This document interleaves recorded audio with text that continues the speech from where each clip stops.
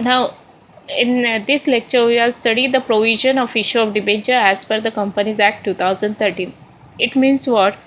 तर कंपनी जेव्हा आपले डिबेंचर्स मार्केटमध्ये इश्यू करते, मार्केटमध्ये सेल आउट करते, त्यावेळेस कंपनीला कोणते नियम फॉलो करावे लागतात किंवा कंपनीला कोणते नियम लक्षात ठेवावे लागतात. आणि it is as per the companies act 2013. म्हणजेच कंपनीज ॲक्ट 2013नुसार कंपनीला कोणकोणत्या प्रोव्हिजन्स कंप्लीट कराव्या लागतात for issue of debentures, or company has to taken into mind or taken into point to the some rules regarding the issue of debenture. Which are they? Now, first provision says that no voting right. It means the company cannot issue any debentures of voting rights. Company cannot issue debentures with voting rights. Why? See, as we are knowing, the voting rights is only for the equity shareholders. Why? Because equity shareholders are the real owners of the company. As we are knowing, the debenture, which means to owe, means company has to pay something. म्हणजेच debenture म्हणजेच काय, तर कंपनीने एक प्रकारे कर्जाने घेतलेली रक्कम, बरोबर. मग डिबेंचर होल्डर्स हे कंपनीचे कोण झाले? क्रेडिटर्स. मग क्रेडिटर्सना वोटिंग करण्याचा अधिकार दिला जाईल का? नाही. So company can not issue debentures with voting right as the debenture holders are the creditors of the company, so they do not have any voting right. Only they are having voting rights even in matters affecting them.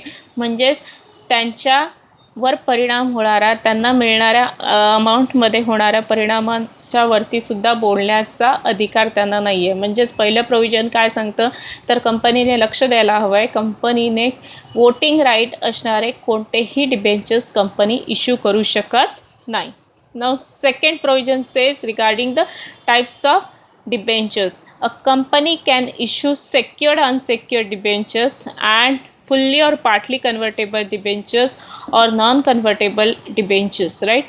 म्हणजेच काय, तर company कोणत्या प्रकारचे debenture issue करू शकते, तर ते एक तर सेक्युअर्ड असतील किंवा अनसेक्युअर्ड असतील, ते फुल्ली और पार्टली कन्व्हर्टेबल डिबेंचर असतील किंवा नॉन कन्व्हर्टेबल डिबेंचर असतील.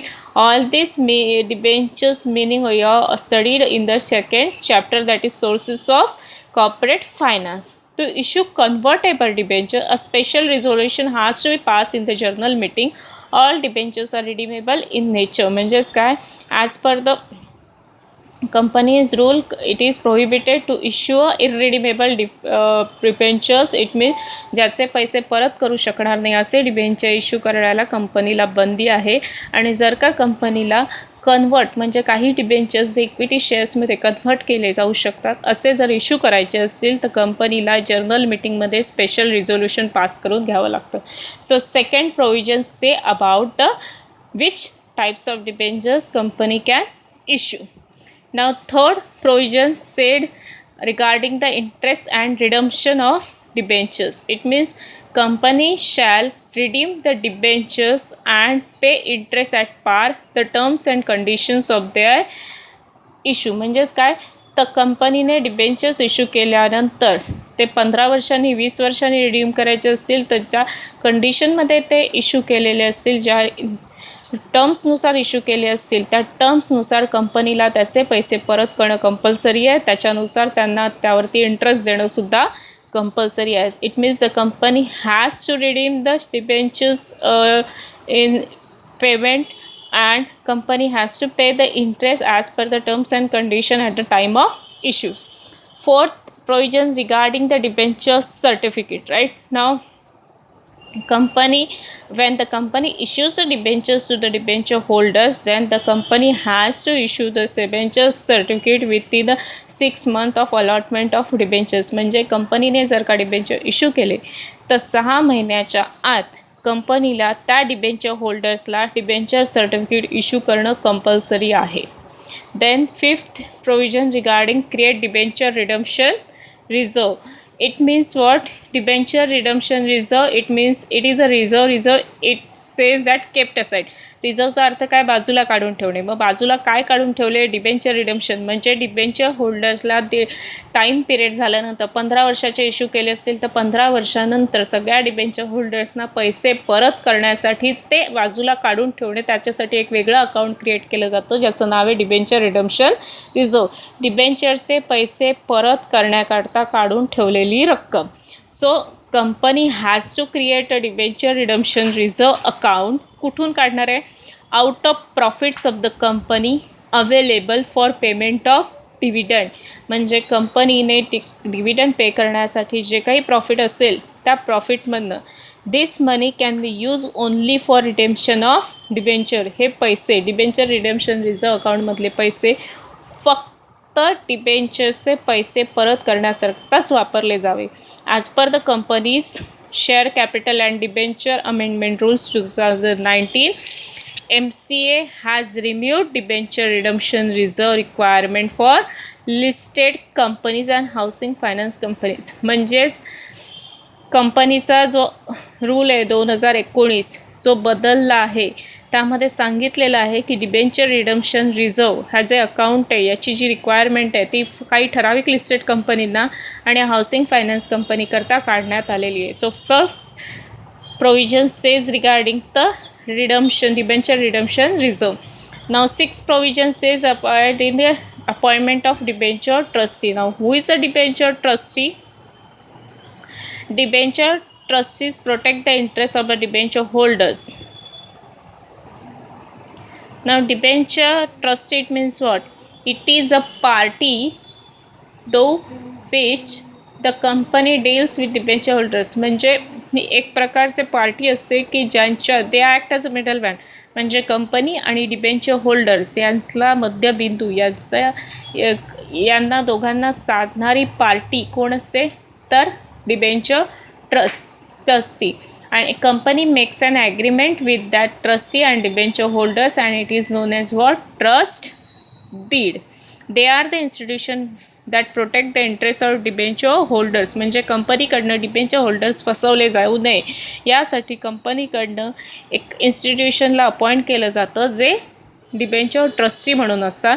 If the company issues a prospectors or invites money more than 500 people public or its members, company has to appoint 1 or more debenture trustee. म्हणजे कंपनीने जर का 500 लोकांपेक्षा जास्त जणांना प्रॉस्पेक्टर इश्यू केले असतील किंवा त्यांना डिबेंचर खरेदी करण्यासाठी प्रॉस्पेक्टर्स दिले असतील तर कंपनीला डिबेंचर ट्रस्टीची अपॉइंट करणं कंपल्सरी आहे. Who is a debenture trustee? Debenture trustee protect the interest of a debenture holders and company can enter into a contract with the debenture trustee and that contract is known as what? Debenture trust deed. Now 7 provision says about the National Company Law Tribunal. It means what? Suppose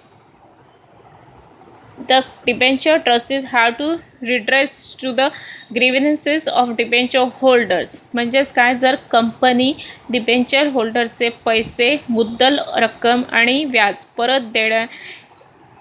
परत देण्यास असमर्थ असेल किंवा company त्या पोझिशनमध्ये नसेल, कंपनीची financial परिस्थिती strong नसेल, कंपनी काही त्या डिफॉल्टमध्ये असेल, ती डिबेंचर होल्डर्सचे त्यांचे पैसे देऊ शकत नसेल आणि डिबेंचर होल्डर्सनी जर का डिबेंचर ट्रस्टीकडे कंप्लेंट केली तर debenture trustee can approach NCLT.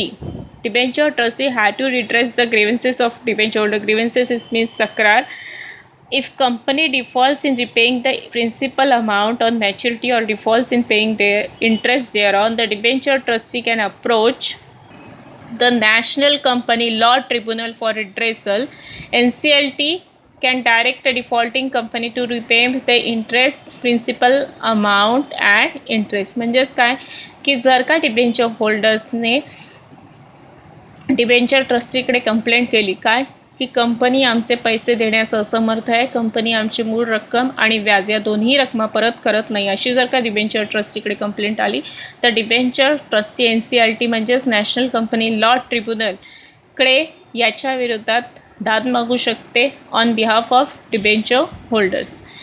8 provision says regarding the impose of restrictions. It means what? When the debenture trustees of the opinion that the assets of the company are insufficient or likely to become insufficient to redeem the principal amount of debentures, it may approach the NCLT. NCLT can order company to restrict incurring further liabilities so as to protect the interest of debenture holders. म्हणजेच काय तर कंपनीने याही गोष्टीत लक्ष द्यायला पाहिजे की जर का कंपनी डिबेंचर ट्रस्टींना असं वाटलं की कंपनीची प्रॉपर्टी कंपनीचे ॲसेट्स हे डिबेंचर होल्डर्सला त्यांची मूळ रक्कम आणि व्याज परत देण्यात असमर्थ असेल, परत देऊ शकत नसेल, तर डिबेंचर ट्रस्टी NCLTकडे कंप्लेंट नोंदवू शकतात आणि NCLT कंपनीला सांगू शकते की तुम्ही तुमचे हे कर्ज कमी करा, तुमच्या या लायबिलिटी कमी करा, त्यानुसारच तुम्ही डिबेंचर होल्डर्सना पैसे देऊ शकतात. या सगळ्या गोष्टी कंपनीने लक्षात ठेवायला हव्या.